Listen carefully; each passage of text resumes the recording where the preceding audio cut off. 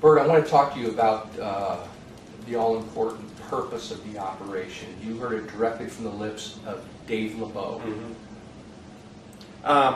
When we were on the second day at the hotel room, I was asking Dave, like, what's the overall purpose of what we're doing?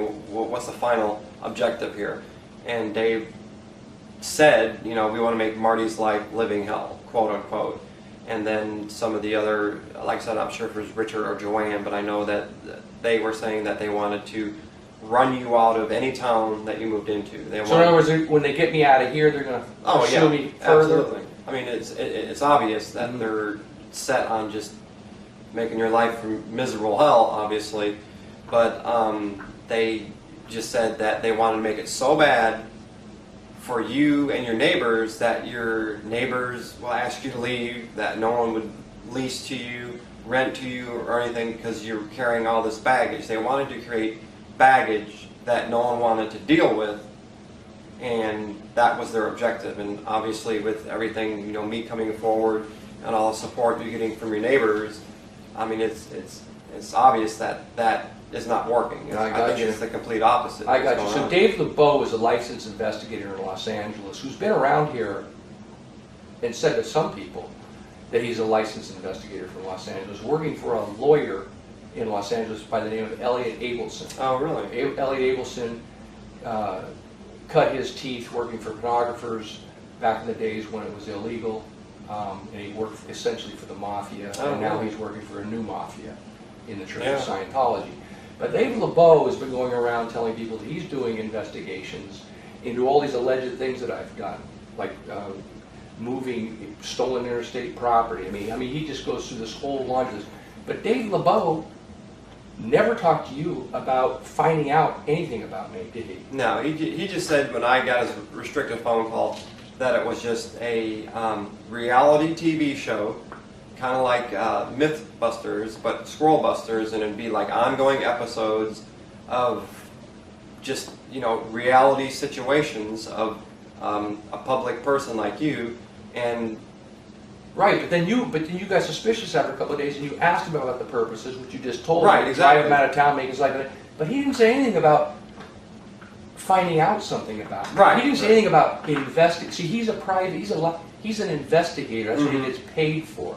Right, right. So there was no evidence whatsoever that Dave LeBeau wanted to find out a single thing about me except where I was every single moment of the day so that I could be ambushed. Right. I mean, they used the word documentary like once in the very beginning, like when we were at Pier 99. You know, because I asked him, I said, you know, well, who are we working for?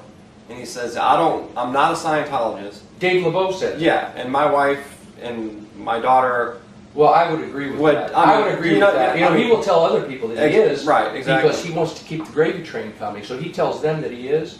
But let me tell you, that is not the conduct of a Scientologist. I just want you to know that. Yeah, yeah. Well, he just was just very misleading and just, you know, I was kind of just, you know, really kind of took the wind out of my sail. You know, here I'm thinking, you know, after my back surgery, you know, I might have a chance to shoot some reality TV, get back on my feet.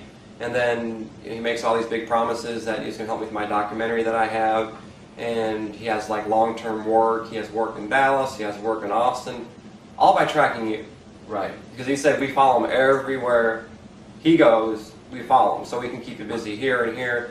And then, like I said, on the second or third day, me and my wife were just like, you know, this is ridiculous. This is just, I mean, Dave LeBeau just, first of all, he lied to me about his name, saying it was Stoddard and then it was LeBeau, and, you know, never said anything about private investigators. And and when I'm going back, when he said that he was not a Scientologist, but he was hired by the church, right, to do video production, and that they weren't Scientologists. And then find out, you know, that obviously Richard, and then Joanne, and then what was Norman's name?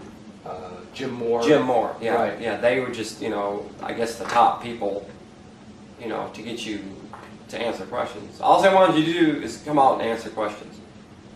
They said that's all. He's never going to answer our questions. Right. Well, they didn't want any answers to their questions. Exactly. Right. So, you know, and that stuff is, I mean, I'm just an average Joe video guy trying to make a living, and I get stuck in the middle of this, and it just apparent from just like my opinion. I mean, this is just my opinion that, like I said, I've shot documentaries before, and it's just a smear campaign on you to just run you out of town. I mean, it's just obvious what they do, and I just don't see how they have been able to get along with it for so long.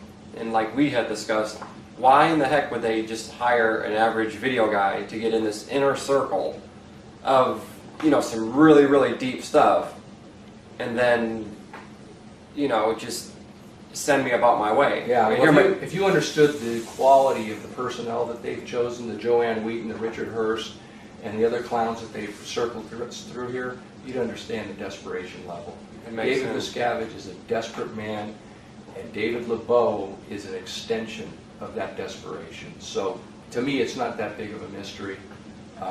They want to shut me up by any means necessary, obviously, and you know, thanks to people like you, honest people, I guess they're going to have a difficulty doing that, and I really, truly appreciate you coming Well, forward. Marty, I appreciate you listening to my story. Thank you.